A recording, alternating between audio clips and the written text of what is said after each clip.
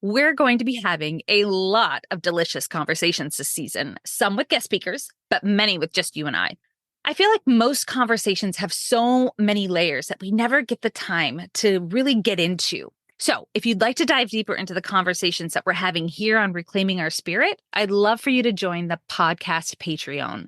Depending on your tier, you'll get a shout out, be able to watch the episodes on video, and even have the opportunity to tune in for weekly pick a card readings and 2 additional spiritual musings or stories. This is your official invite. If you've enjoyed what you're listening to and you want to support the podcast, hop on over to Reclaiming Our Spirit Patreon and pick the tier that works for you. Just check the show notes for more details or head over to www.jessicapashke.com. Well, and the hereditary aspect, of course, like I learned from my mother, who learned from her mother, who learned from her mother, and so on and so forth. I come from, a practicing family. And the first photographic evidence that we've had that I have seen goes all the way back to like 1881, which me and my numbers and my numerology and the way things make sense is amazing because my birthday is 1881. It's just who we are. Your journey to the divine is an intimate exploration of self, where you are both the seeker and the source of enlightenment. I, Jessica Paschke, invite you to break free from the ordinary, to reforge your spiritual path with courage, curiosity, and audacity. Unleash the power of your spiritual connection, stepping into a purpose-driven life free of have-tos and shoulds. Join me on this profound exploration of rediscovery, where you'll not only redefine your own spiritual practice, but also inspire a collective awakening. Welcome to Reclaiming Our Spirit.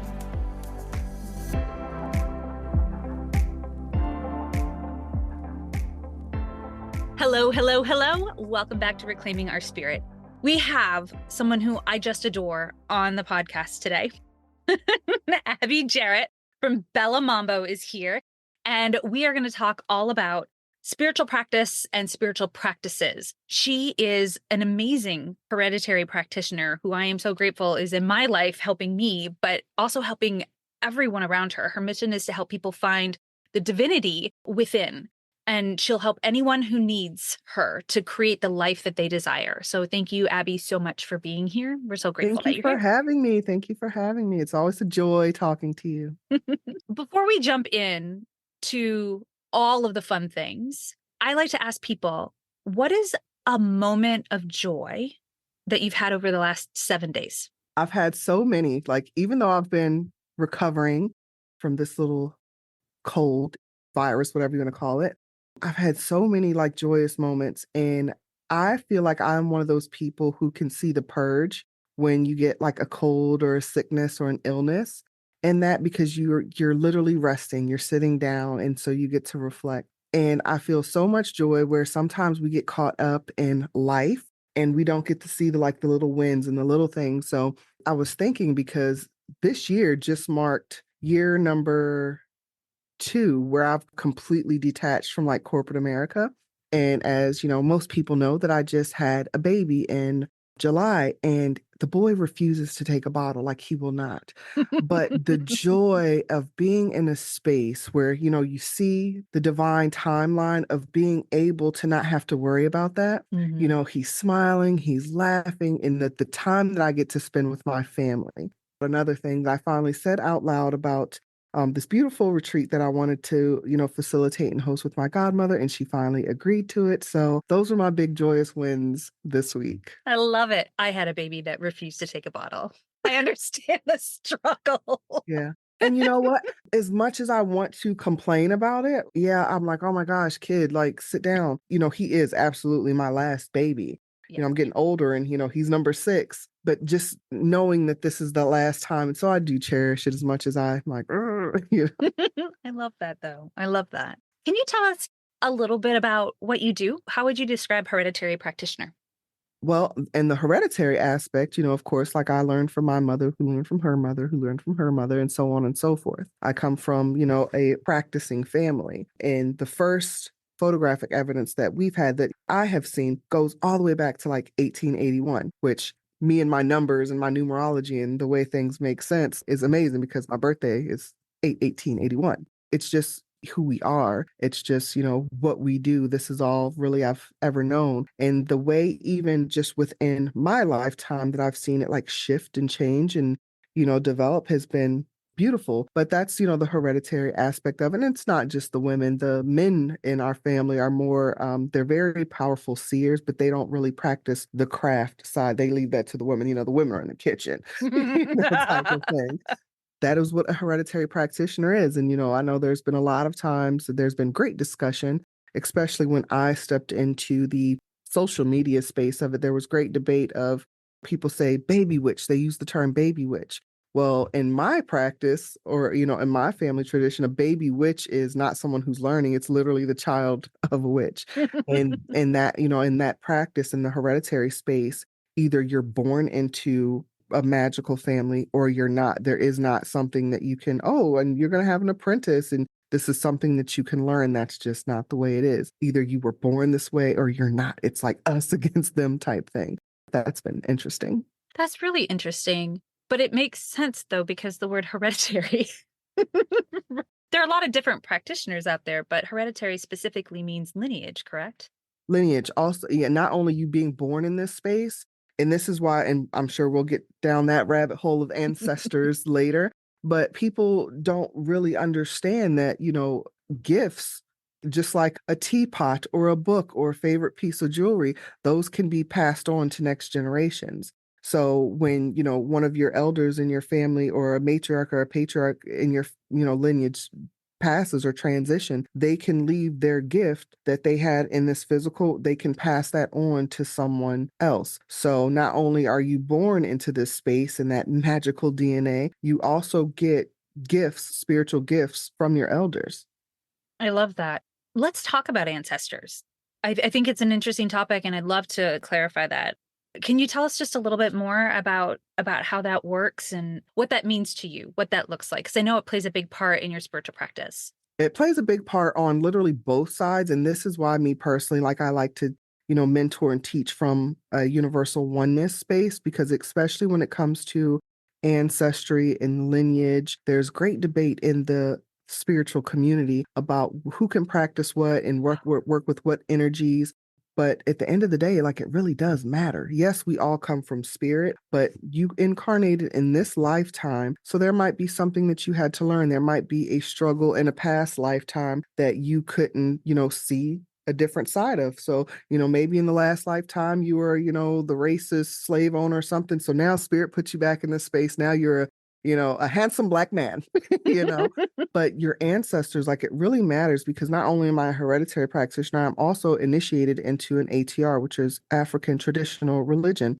It was a lot with ancestry in order for me to go into my ATR comfortably and confident was, because again, from my hereditary, they're very European. And people like to say, they make the joke, oh, Sicilians are the black people of Europe. It's still like there's a great deal of racism in Italy and in Sicily. So when I was going into that space, me working with my ancestors so much, there were spaces within my ancestry that I had to heal to be like, all right, now times have changed, everyone. Let's all get together. And that's where people don't realize, and this is where the mistake comes from, where people think you're worshiping your ancestors. You're not worshiping your ancestors, because they don't turn into some magical know-all beings when they die. They were the same fucking people when they left. Yep. And so when you venerate them, venerate is literally lifting them up. So it took a very long time in my European practice to working with those ancestors for them to even be okay with me practicing an ATR. I remember the first consultation I had with my now padrino, I said that I was kind of nervous about that, because my spirits clearly told me from day one, why are you going to go work in another practice when you're starting all over in a new practice when you're already an elder in your own? But it was a piece of me that was very important to me that mattered.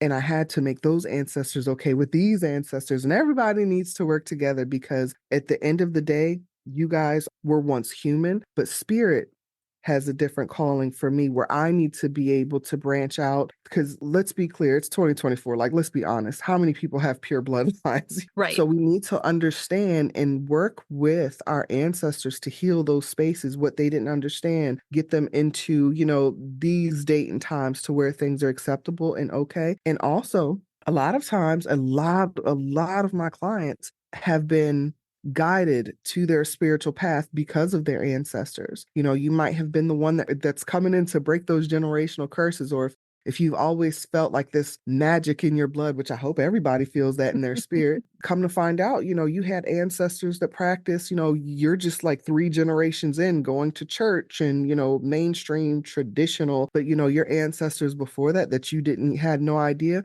This is what they did, and they're trying to help and guide you. So it's important to really sit with your ancestors in spirit to figure out, okay, well, what is it that you want from me? Because, it's like a board meeting. Yes, spirit, God, source, however that translates to anyone out there, that's going to, of course, be and I'm going to follow what spirit says, but your ancestors and your spirit guides, they all have a say too of, and this is what I think, and this is what they have their opinions as well. So all of these things need to come together, and you need to be in a good neutral space to be able to, to listen to where you're being guided by spirit.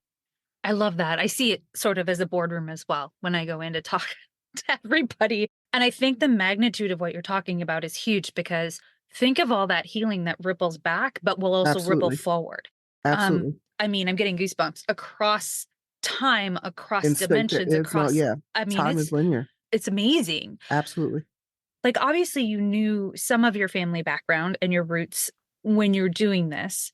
For people who don't really know where they come from or don't have strong ties to that, do you have any suggestions on how they can start to look into that, to access that and kind of start to find where it is that they came from? Because like you said, most people don't have a single bloodline anymore.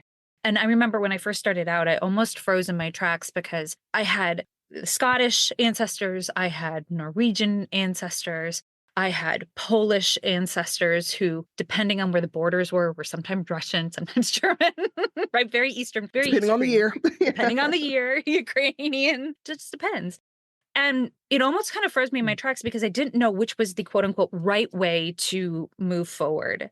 I know how I started, but I'm curious if what would be your suggestion on how to figure What that out? I always suggest, because, people don't, whether it's one paternal or maternal side of the family that they don't really know or connect with, or if they're, an orphan or they don't have much family or, nobody really knows, your ancestors depend on you to venerate them. So they want to communicate with you where they're not like your higher level energies, like, oh, another one, great.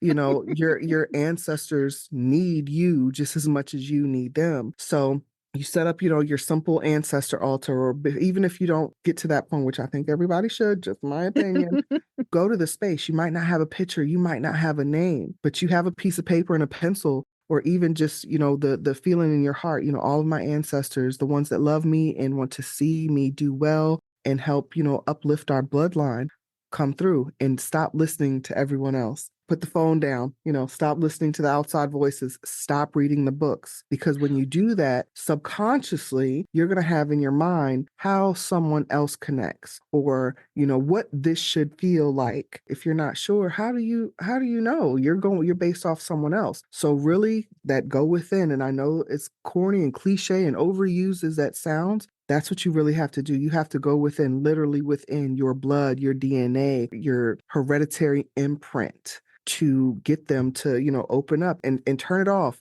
Don't go in with these preconceived notions of, oh, this is what it's supposed to look like. And oh, and I saw this beautiful being. You might see a peasant that's on the street. Your first instinct of who these people are, go with it, because they want to communicate with you. They just want that open channel. And like I said, all you have to do is say, hey, all the ancestors, all my elevated bloodlines, or even if they're not elevated just yet, all those who want to help elevate our bloodline and want to see me do better in life so I can help you, come forward.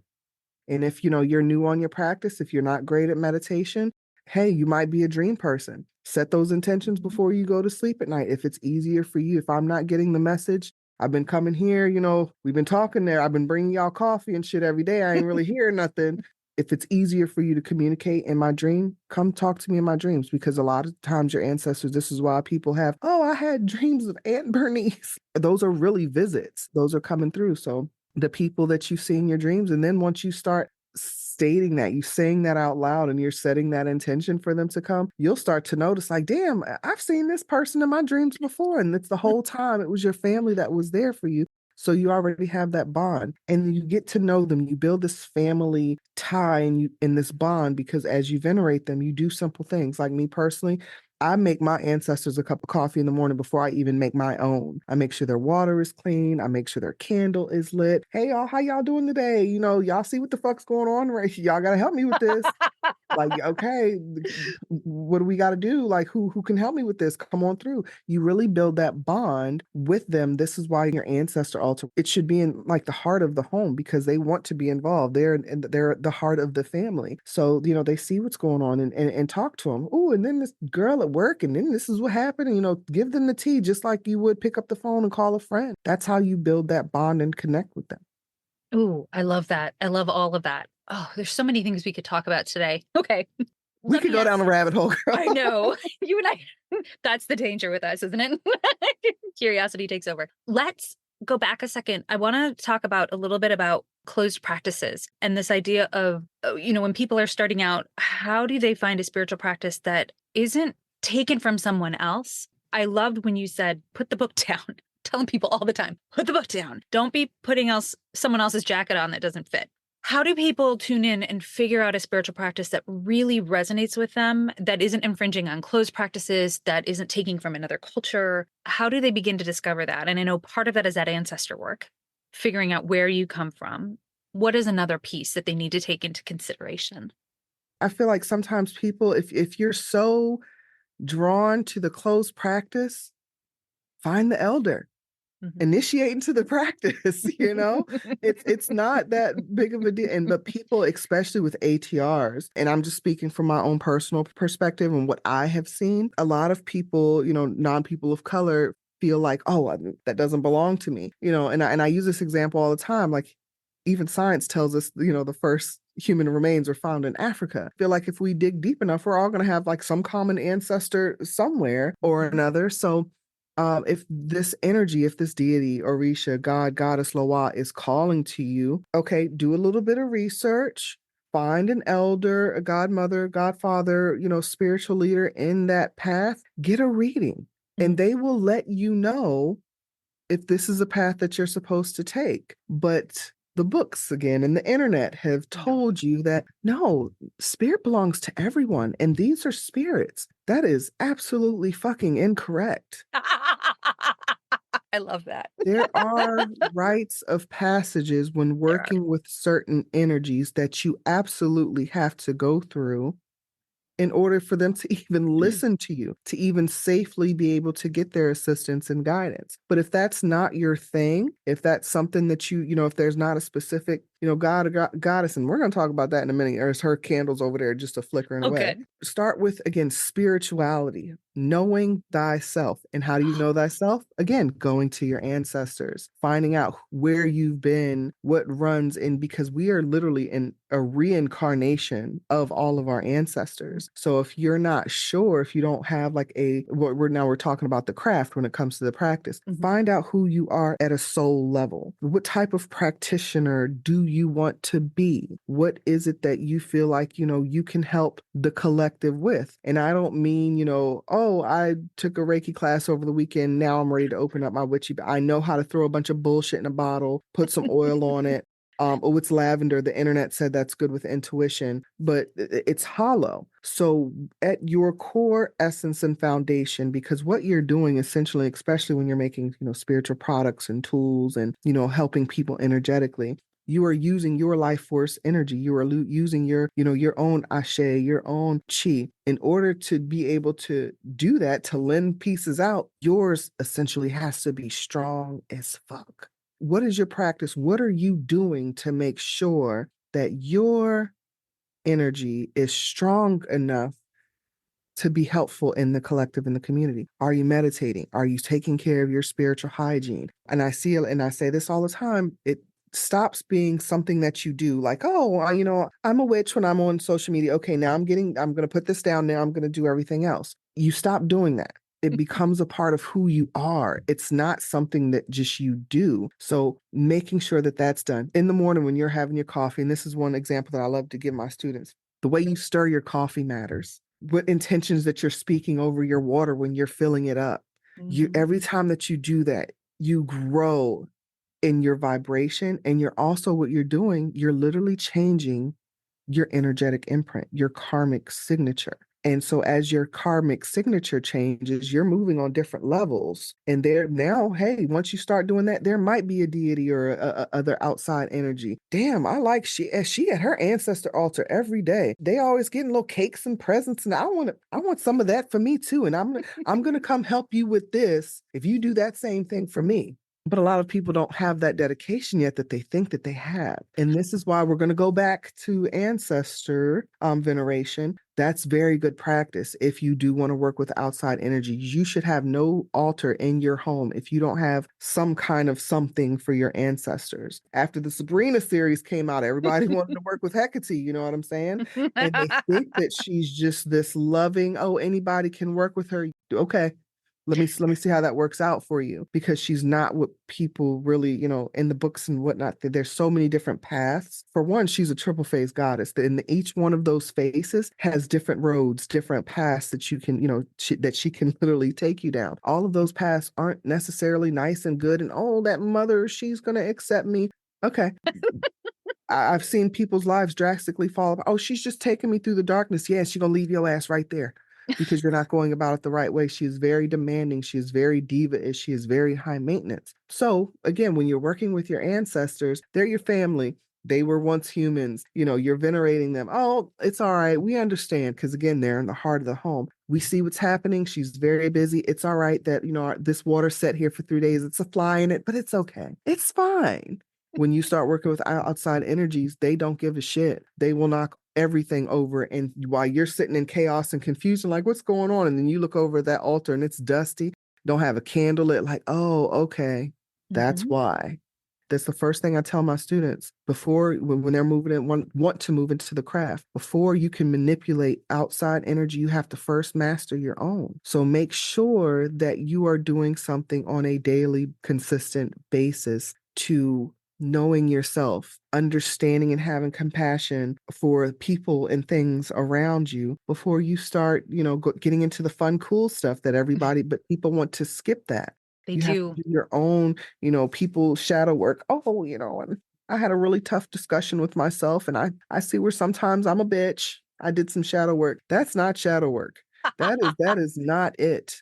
Let's get to the root of why you were a fucking hater. Okay. Where did this start, Samantha? Really, really, really getting into that aspect and being honest with that, because even in doing your shadow work, you're going to purge and you're going to find out. And maybe that is where your power is in that darkness. It really goes back to, yourself first, raising your own vibration. That's going to attract you as your light grows. That's going to attract other energies. And if those other energies are of outside practices, hey, maybe now it's time for you to move into a different space, especially for those people who don't know their family. When you initiate into a ile or a spiritual house, this gives you that family that maybe you were once missing. So this is why your ancestors are guiding you down that space. It doesn't have to be, oh, well, I saw this in, a hoodoo practice or a voodoo practice or, an Ifa based system. When you're, sitting with yourself in meditation, oh, ancestor spirit, like I'm feeling this way in my heart. And then they drop you a little recipe, in your head. Oh, honey, take a bath with rosemary and mint. You're going to start to feel better. And as you do that and you notice, oh, damn, they told me to do that and it felt really good. You write that down in your book. Now you're doing that in a space of a foundation. Mhm. You were meditating, you were listening to spirit.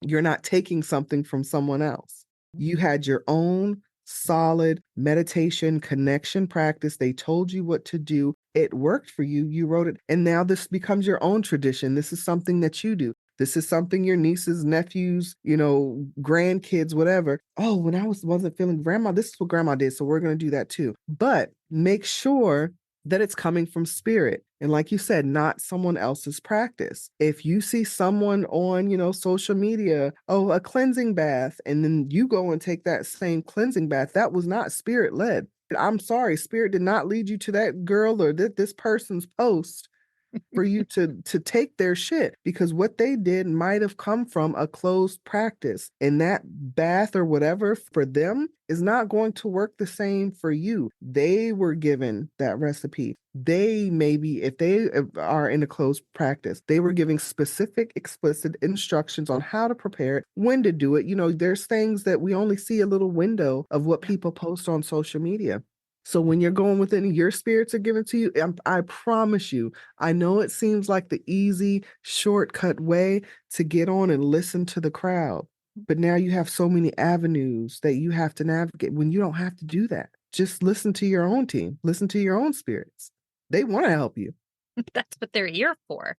And I love that, because if you do not know yourself, you're never going to be able to figure out the nuances of your ancestors or maybe those other spirits that come along. If you don't know what you're starting with, if you don't know. And I love that you were talking about this idea of a spiritual practice all the way from the moment that you start with that first cup of coffee. Y'all, it's not the book of things that raises your vibration and you just Exactly. put these things on. Like, it's so much deeper than that. The way to raise your vibration is that you're living it in Absolutely. everything that you do. Not, I took 5 minutes and I cleared out my chakras. You know what I mean? Absolutely. And I like to use this example too. You know how, like, especially with like Shien and all these little clothing boutiques, the outfit looks good as shit. Yeah. You can buy that same outfit. Bitch, the body don't come with the outfit. You know what I'm saying? I do. Make sure that your spirit, your soul is the body. Everything else is just the outfit, because it's a lot of outfits out here. You know what I mean? There's a lot. There's a lot of outfits out here, and people just, faking it until they make it. And that's fine. Hey, what other people do at their altar is, their business. But you have to make sure that you, at your core, at your founder, you're still the same person when you put that phone down, when, you turn that internet off, or when you put that book away, or when you're alone with yourself. Are you happy with the spiritual practitioner that you are? Are you good with the spiritualist that you are? And I don't mean just even in practice, because again, this is another thing I tell my students, like, every practitioner has to be spiritual, but not every spiritualist is a practitioner. Make sure your spirit at the end of the day is good, because it all starts with spirit. It has to be that, because when you are, again, trying to fake it till you make it, just kind of throwing some stuff out, when you're really trying to shake some shit up and you're really trying to change, that in essence is going to be, again, who comes in to assist you in your journey. You need your spirit team, and that's great. And there might be some people out there, oh, I don't need nobody, I can just light this candle and put my wish into this candle. But who are you talking to? Mm-hmm. If you're not meditating, if you're not connecting with spirit, like, who do you think you're talking to, sis? Where's it going? Where's it going? What's the point?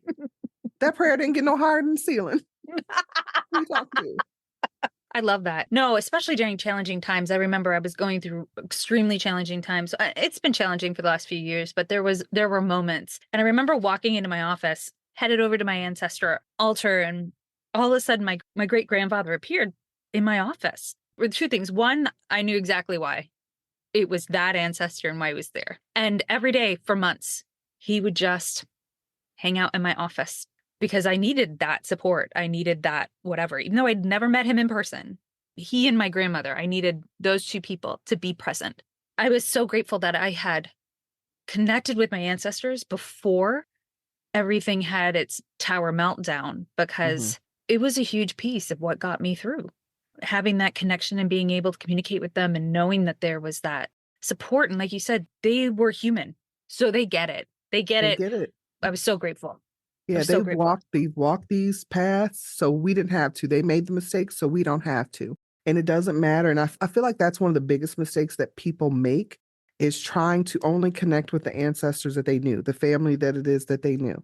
Mhm. We have thousands and thousands of greats and greats and greats, aunts, uncles, cousins, grandparents that have made mistakes Could you imagine living like, look at all the vampire movies. I ain't never seen a broke vampire yet. You know what I'm I saying? haven't either.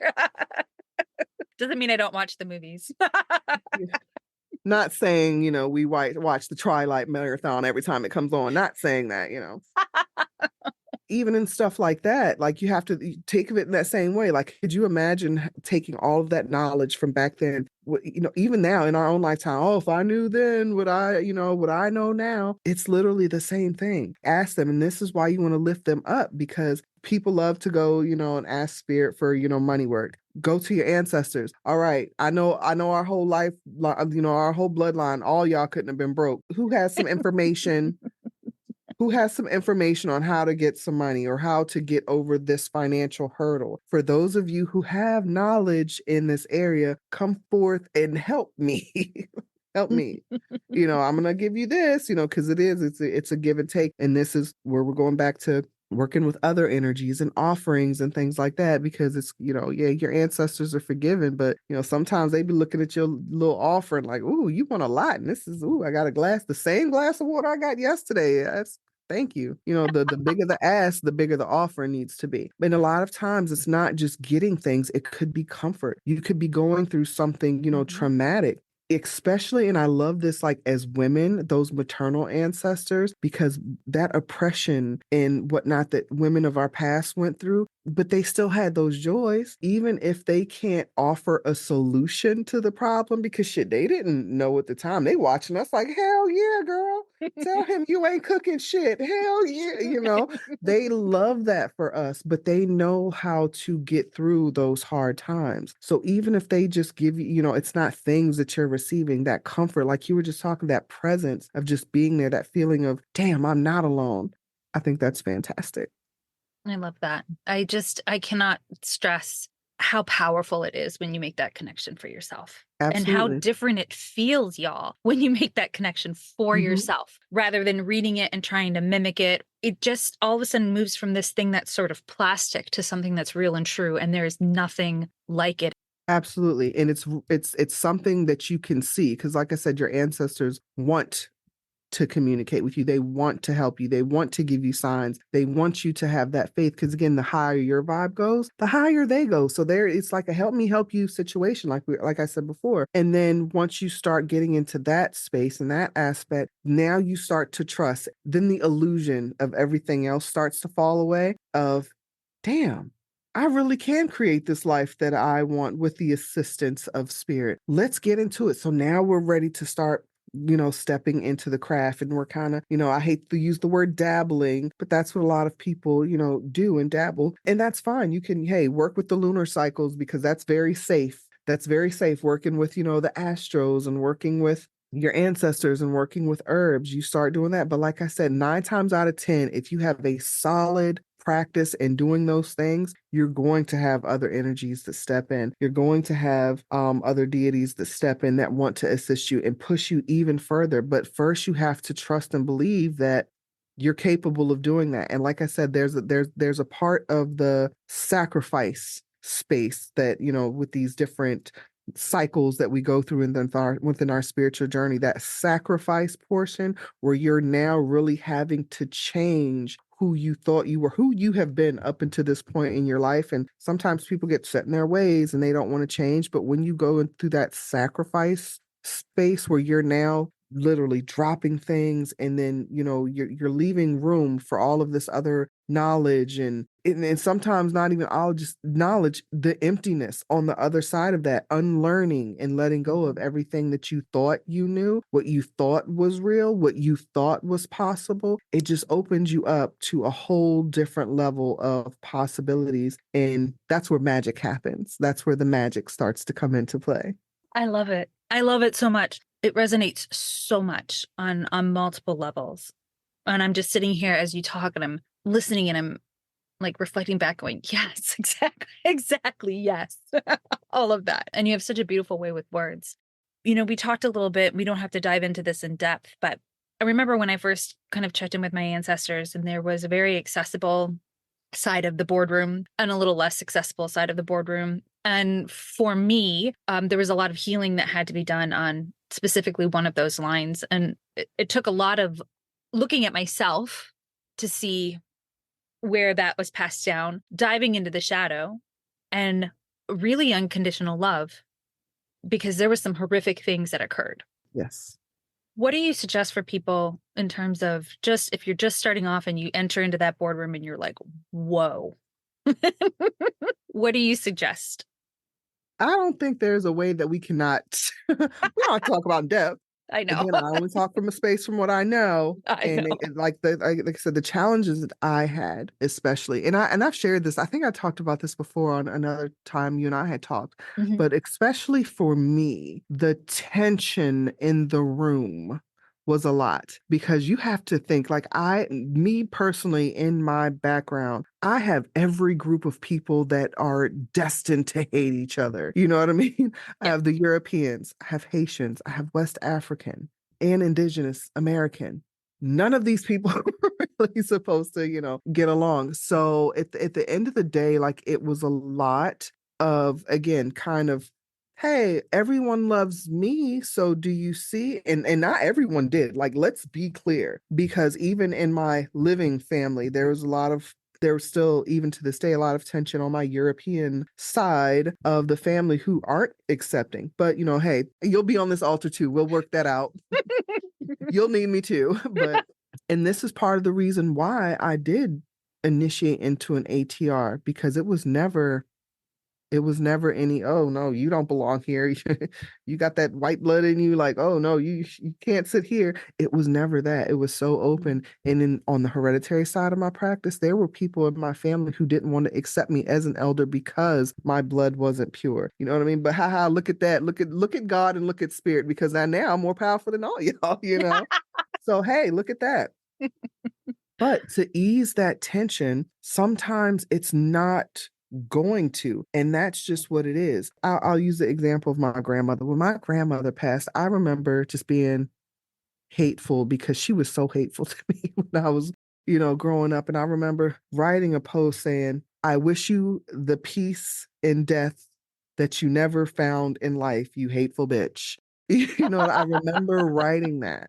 And I meant that shit because my grandmother, she loved dark energy, and I never understood in my space, in my spiritual practice that I was at then. I couldn't understand, like, why would someone want to do that? Why would somebody want to be this? And I didn't understand. And then, we tell spirit our feelings, and they're like, oh, okay, yeah, that's cute. There was a turn of events, and she kept trying to reach out, and I didn't have a picture of her on my altar, like none of that. I never even said her name. And then things happen, and like she kept trying to come through, and I'm like, no, no, thank you. But at the end of the day, again, we'll kind of skip forward. Things happen, and then I got to this place of understanding why she did, or why she practiced the way that she did, the energies that she worked with, just her personality. On the outside, it looked hateful, but at the end of the day, it came from a place of love. Now, as far as the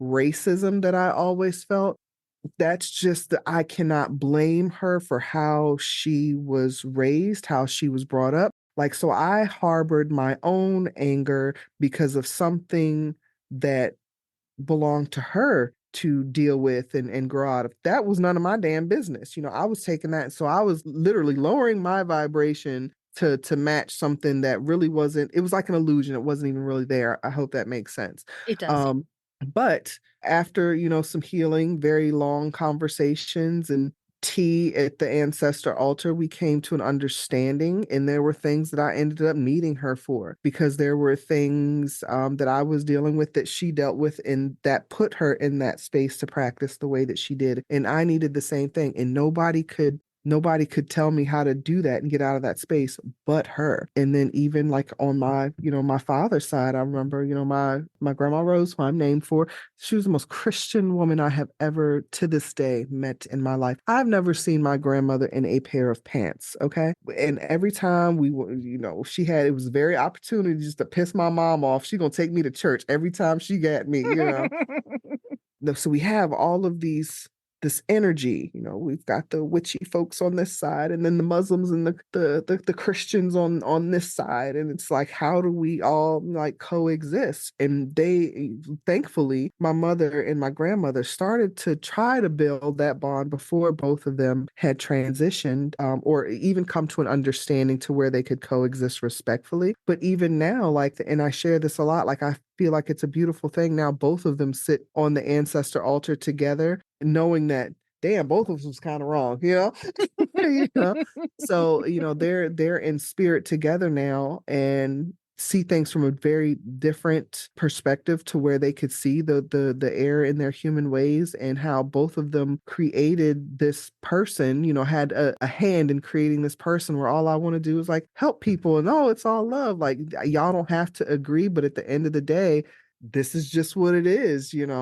That's what it should be. Them helping you, how they felt about any certain group of people or whatnot. Hey, you're not always going to heal that space. Like, okay, Uncle Roger, we can't be a racist anymore. Like, you know, no, great great uncle, we're not allowed to marry our first cousins anymore. You know what I mean? So like, you're not always going to heal that space, but in the soul, the trauma, the hardships, that's what we can overcome. You're not trying to change them as people who they were. And sometimes I joke, but I'm not, there's truth in the joke. I tell people just, I just want to talk to my elevated ancestors, the ones that love me and care for me.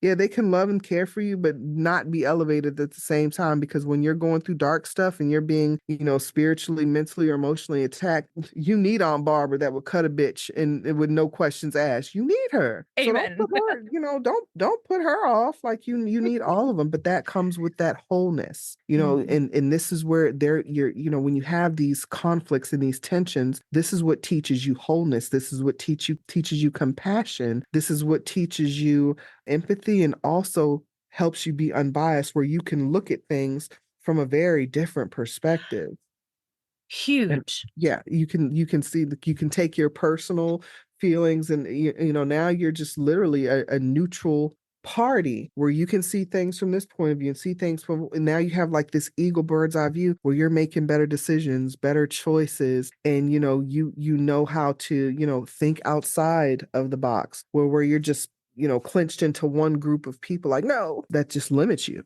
It does. You leave something behind when you do that. It should be all of our human experiences, Absolutely. all of them.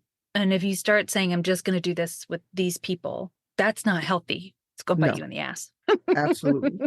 And that's kind of what I was saying too, because, and it's so funny because when we were talking about, people in the closed practices, my sister, she's, Sicilian, but then she's got her ancestry on her father's side, which is indigenous, like what they call it, Mexican Indian down there, like with the Aztecs and all that, that's her father's lineage. And I remember when I started practicing the ATR, she just was fascinated. She's fascinated by it. You know what I mean? And this was my sister who I have told folks about. Like, she's just like, nah, she ain't with the shit, because she disconnected from the spiritual side of our family when she was literally picked up and thrown downstairs. You know what I mean? She was like, I'm done. She didn't see the good side of spirit that the fun part that I got to see running behind mom, she didn't see that part. She was literally terrorized by spirits for some reason. But now it took an ATR, a reading with my padrino, for her to kind of understand, when she figured out, like, well, not figured out, but when she was told who her head spirit is, the path of that,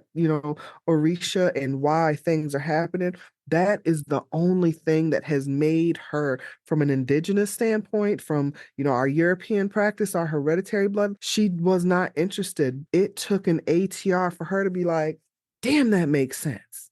I love That that. makes so, and she really understood because she was able to empathize and understand her head Orisha, her guardian angel. She understood, oh, she went through this and this. That makes sense why she's mine, and she had no idea about of any of it. And now that has opened her up to really dig more into her background and her past. But that's what and that's why I tell people all the time, don't let the color of your skin detour you, because it's not. As long as you're going in with an open heart and compassion, a lot of people, as long as you're going through the right channels and doing it the proper way, you're not going to be turned away. In my experience, from what I've seen, I have only seen this really in like Haitian Vodou practices. If you don't have Haitian ancestry, you cannot practice. But Okay. even then, that's in certain, that's in certain houses. That's not for everyone. So don't let the color of your skin, not let you go down the road that spirit's pushing you down, because that's not the case. I love it. I always love chatting with you. Okay. If there was like one message that you'd want to share right now about the power of your ancestors and your spiritual practice, what would it be? I think the most important thing for me is me and my practice. I always been speak from my standpoint. Figure out the person and practitioner that you want to be. Like, as you envision yourself, like, what is the point? What is the purpose?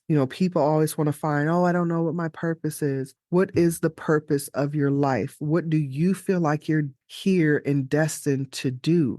Everybody isn't meant to work for or practice for the public, but you're still a member of the collective. What do you want your energetic imprint to be that's going to leave a mark on the people that come in contact with you, whether that be of service, assistance, or even just association? And then once you realize, or you have romanticized who this being is, now, what steps do I need to take to get to that point? There's some stuff I'm going to have to leave behind, but there's also some stuff that I have to gain. But make a practical plan. But first, it's really being honest about who you are right now, and that gap between who you are right now and who it is that you want to be. What do we need to do to bridge this gap? That's the most important thing. Everything else just kind of falls into place. Oh, I love it. So that's the question. What do you need to do, you all, for this episode, right? The question for the episode. What do you need to do to bridge the gap?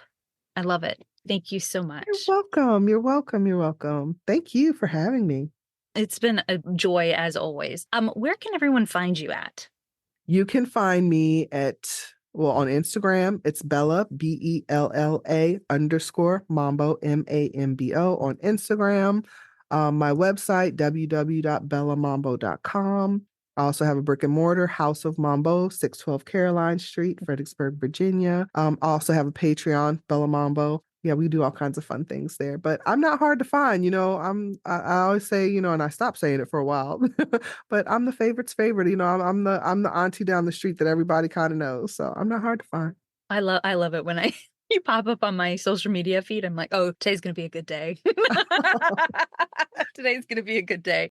Thank you so much, Abby, for being here. I'm so grateful for you. Thank you. Thank you all, and we will talk to you on the next episode of Reclaiming Our Spirit.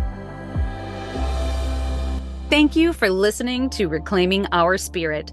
To find out how I can help you reclaim your spirit, reach out to me at www.jessicapashke.com. Leave me a message, and I just may share how you reclaimed your spirit in the next episode.